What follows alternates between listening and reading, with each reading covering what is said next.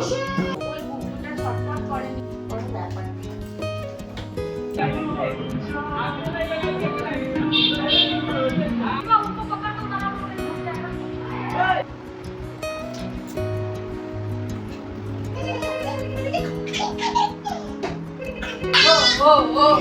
হাসি ভগবান। Hey everyone, welcome back to my channel. আমি খুশি আর তোমরা দেখছো খুশিস লাইফস্টাইল। কেমন আছো তোমরা সবাই? আশা করছি সবাই খুব ভালো আছো। আমিও কিন্তু ভগবানের কৃপায় ভালোই আছি। আর আজকে হলো সানডে, আর সানডে মানে ওদের ড্যাডা বাড়িতে থাকে, তাই আজকে ভাবলাম গোগল আর গুবলুকে কিন্তু ভালো করে স্নান করিয়ে দিই। তো রোজ কিন্তু ওদের স্নান করাই না, এত বৃষ্টি হচ্ছে, ওয়েদারটাও তো একদম ভালো নেই। আর তার ওপর তো কয়েকদিন ধরে গোগল আর গুবলুর একটু ঠান্ডাও লেগেছিল, তাই আজকে ওর ড্যাডা বাড়িতে আছে আর ওর হেল্প তো লাগবেই, সেই সুযোগে কিন্তু ওদের সুন্দর করে একটু স্নান করিয়ে দিলাম। আর আমি কিন্তু গরম জল আর ঠান্ডা জল মিক্স করে নিয়েছি। তো প্রথমে গুবলুর মাথায় একটা লোশন লাগিয়ে দিয়েছিলাম, একটু রেখে দিয়েছিলাম, এটাতে কিন্তু মাথাটা খুব ভালো করে ক্লিন হয়ে যায়। তারপর মাথাটা কিন্তু আগে ধুয়ে মুছে নিয়েছি, এরপরে কিন্তু বডি শ্যাম্পু দিয়ে বডি ওয়াশ করিয়ে দেবো। আর ছোট বাচ্চাদের স্নান করানো যে কতটা কঠিন কাজ সেটা শুধু যারা করায় তারাই কিন্তু বুঝবে। ওরা এতটাই দুষ্টুমি করে আর বদমাশি করে যে এক জায়গায় একদম থাকতে চায় না। আমার মাও নিচে বসতে পারে না, কারণ মায়ের তো কোমরের অপারেশন হয়েছে, তাই জন্য সৌম্য বাড়িতে থাকলে এই কাজটা আমি করে থাকি। ও খুব সুন্দর করে হ্যান্ডেল করতে পারে। শক্ত করে গুবলুকে ধরে রেখেছিল, তারপরে মাথাটা ভালো করে ক্লিন করে দিয়েছি, এরপরে কিন্তু ভালো করে বডিটাও ক্লিন করে দিচ্ছে ও।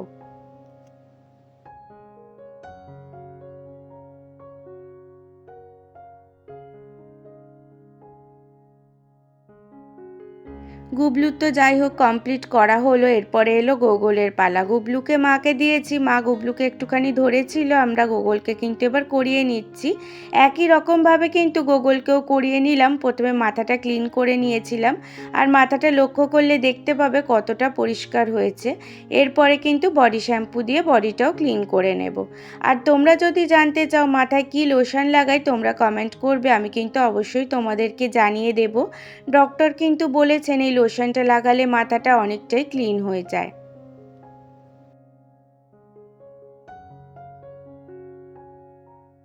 আর স্নান করাতে গেলে ওরা এত সুন্দর মজা নেয় স্নানের, সেটা কিন্তু দেখতে ভীষণই ভালো লাগে আমাদের। আর এদিকে আকাশের অবস্থাটা দেখো, চারিদিকে শুধু কালো মেঘ, মনে হচ্ছে এই বুঝি ঝমঝম করে বৃষ্টি নামবে। আর বর্ষাকালের কিন্তু ওয়েদার কোনো ভরসা নেই, এই বৃষ্টি হয়, এই একটু রোদ ওঠে। আর কত কেচেছি সকালবেলাতে, সব কিন্তু শুকাতে দিয়েছি, হয়তো কিছুই শুকাবে না।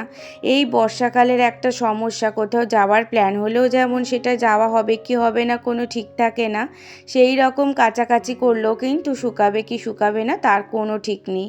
আর এই যে দেখো নতুন জামাগুলো যে আগের দিনকে এনেছিলাম সেগুলো কিন্তু একদম সকাল সকাল ধুয়ে দিয়েছিলাম, আর মা কিন্তু মেলেও দিয়েছে, জানি না কতটা কি শুকাবে।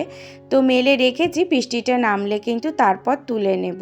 আর এমনি তো ব্যালকনিতে যেহেতু মেলা আছে, বৃষ্টি পড়লেই সহজে কিন্তু ভেজার কোনো চান্স নেই।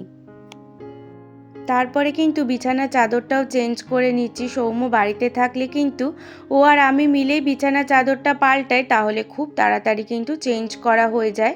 দেখবে দুজনে কিন্তু একসাথে যে কোনো কাজ করলে সেটা কিন্তু খুব তাড়াতাড়ি হয়ে যায়। আর সৌম্য একদিকটা গুজছে, আমি আরেক দিকটা গুজছি, আর দেখো কি তাড়াতাড়ি বিছানার চাদরটাও চেঞ্জ হয়ে গেল। আর গোগল গুবলু থাকে বলে কিন্তু 2-3 দিন ছাড়া বা এক সপ্তাহ বাদে বাদেই বিছানার চাদর পাল্টে নিই, কারণ বিছানার চাদর খুব তাড়াতাড়ি ময়লা হয়ে যায় সেই জন্য। আর আজকে জানো তো মা রান্না করছে, সেই জন্য আমি এই সমস্ত কাজগুলো করে নিচ্ছি। চলো রান্নায় দেখাই কি হচ্ছে। এদিকে তো ভাত বসিয়েছে একটা গ্যাসে, তো হাঁড়িতে কিন্তু এরকম কাঠের খুন্তি একটা রেখে দেয়, তাহলে ফ্যানটা পড়ে যায় না গ্যাসের মধ্যে। আর এদিকে কিন্তু মাংস ভাজতে রেখে দিয়েছে, মা আজকে লেমন পেপার চিকেনটা বানাবে। সৌম্য আমি ভীষণ ভালোবাসি সেই জন্য, আর আমি তো আরেকটা ব্লগে শেয়ার করেছিলাম কি করে বানায়, যদি তোমরাও দেখতে চাও তাহলে কিন্তু আমি লাস্টে মেনশন করে দেব। তো তোমরা কিন্তু দেখতে পারো, খুবই ইজি আর একদম টেস্টি রেস্টুরেন্ট স্টাইলের রেসিপি। আর এদিকে কিন্তু আমি নিজেও স্নানটাও করে নেব, মা যেহেতু রান্না করছে সেই জন্য আমার আর রান্নার দিকে কোনো কাজ নেই।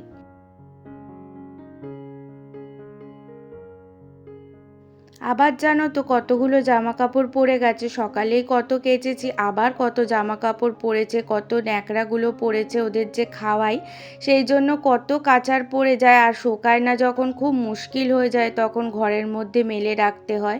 আমার নাইটিটাও দেখো শোকায়নি, দরজার ওপর মেলে রেখে দিয়েছি। ওয়েদারটাই এই রকম যে কি বলবো, আর ছাদেও দেওয়া যায় না, 5তলার ওপরে যেহেতু ছাদ আছে, লিফট নেই কোনো ফ্ল্যাটের মধ্যে, তাই জন্য আমি তো সিঁড়ি দিয়ে অতটা উঠতে পারি না, ব্যালকনিতেই দিয়ে রাখতে হয়। আর জানো তো কালকে না আমাদের বাড়ি যাওয়ার কথা আছে, তাই আজ থেকে একটু প্যাকিং শুরু করে দিতে হবে। আমার নিজের কিন্তু তেমন কিছুই গোছানোর নেই, কিন্তু বাচ্চাদের জিনিসপত্র গোছাতে অনেকটাই সময় লাগে, কারণ ওদের কখন যে কী দরকার পড়ে তার কোনো ঠিক ঠিকানা নেই। দেখা যাবে যে যেটা নিতে ভুলে গেছি সেটাই হয়তো ওদের বেশি দরকার পড়েছে। আর আজকে জানো তো সন্ধেবেলাতে ওদের পাপাই এসছে, মানে সুশান্ত দা এসছে। আর একজন যখন কোলে নিয়েছে আরেকজন কি কান্না করছে যাবে বলে ওর পাপায়ের কাছে, তাই জন্য কিন্তু সুশান্ত দা দুজনকে একসাথেই কোলে নিয়ে ঘুরছে। আর এদের এই ভালোবাসাটা দেখতে কিন্তু বেশ ভালো লাগে। আর মুম্মুকে তো তোমরা দেখেইছো, মুম্মু কিন্তু নতুন যে চশমাটা নিয়েছে তাতে কিন্তু ওকে ভীষণ কিউট লাগছে দেখতে। তোমাদের কেমন লাগছে তোমরা কিন্তু কমেন্ট করে আমাকে অবশ্যই জানাবে। ও দেখো ভিডিও করছে ওর পাপা যে নিয়ে ঘুরছে সেটা। আর এত জামা কাপড় গুছিয়েছি যে দেখো সারি সারি করে ভাঁজ করে রেখেছি, সেগুলো কিন্তু আজকে ঝুড়ির মধ্যে ভালো করে গুছিয়ে রাখবো। আর সৌম্য ব্যাগের মধ্যে ভরে নেবে যেগুলো যেগুলো নিয়ে যাওয়ার আছে। আবার কিছুদিন পরেই আসার হবে, সেই জন্য আবার সব কিছুও নেব না, কিছুটা রেখে যাব, কিছুটা নিয়ে যাব।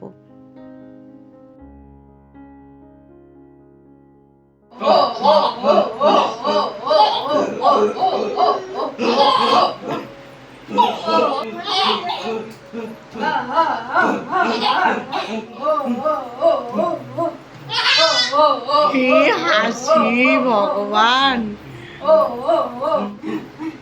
One day later.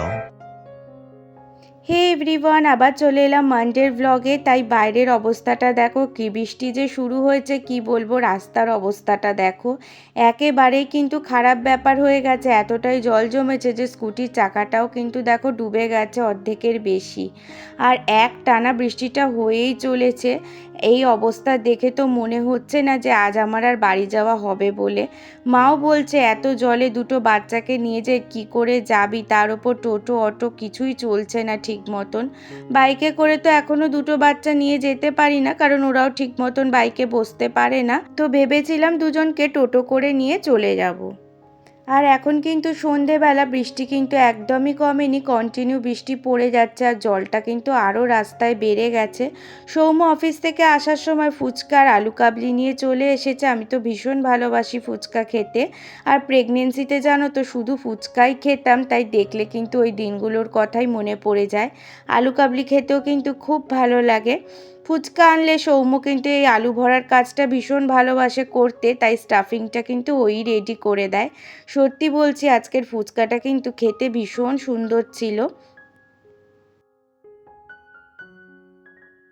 আর মায়েদের বাড়ির সামনে ফুচকা কাকুটা এত সুন্দর ফুচকা দেয়, দই ফুচকা বলো, পাপড়ি চাট, সব কিছু কিন্তু খুব ভালো লাগে খেতে। আর ফুচকাটা মনে হচ্ছে আমি খেয়েই যাই। সৌম্যকেও বলছি যে তুমিও খাও, বলছে তুমি খাও দেখি কতটা খেতে পারো। তো এই আর কি মারছে, আমি কিন্তু এই 6টার বেশি খাই না, মানে 20 টাকার এখন 6টাই দেয় ফুচকা, তো আমি 20 টাকারই ফুচকা খাই। মাও কিন্তু এসে খাবে, মাকেও বলছি খাও। আর গোগলটাও কান্না করছে কোলে আসবে বলে, ওকে নিয়ে কিন্তু আমি আলু কাবলিটা খেয়ে নিলাম।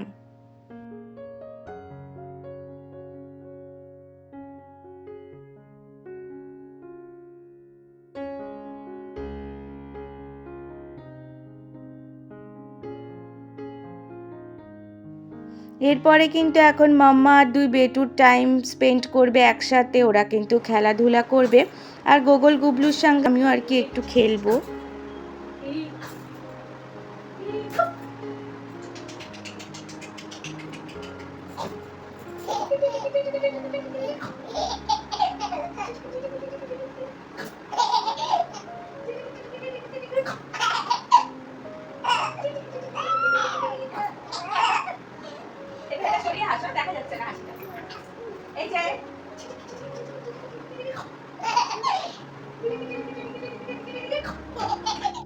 ওদের সঙ্গে কিন্তু এই ছোট ছোট সময়গুলো আমার দিনের সবচেয়ে সুন্দর মুহূর্ত। একজন মা হিসাবে কিন্তু সারাদিন যতই ব্যস্ত থাকি না কেন ওদের এই হাসি আর আদর সব ক্লান্তি এক মুহূর্তেই দূর করে দেয়। তোমাদের যদি আজকের ফ্যামিলি ব্লগটা একটুও ভালো লেগে থাকে তাহলে ভিডিওটা কিন্তু লাইক করতে ভুলো না। কমেন্ট করে জানিও কোন পার্টটা তোমাদের সবচেয়ে বেশি ভালো লেগেছে। আর যদি এখনও আমার চ্যানেলটা সাবস্ক্রাইব না করে থাকো তাহলে অবশ্যই সাবস্ক্রাইব করে বেল আইকনটাও প্রেস করে দিও। টাটা, নেক্সট ব্লগে দেখা হচ্ছে।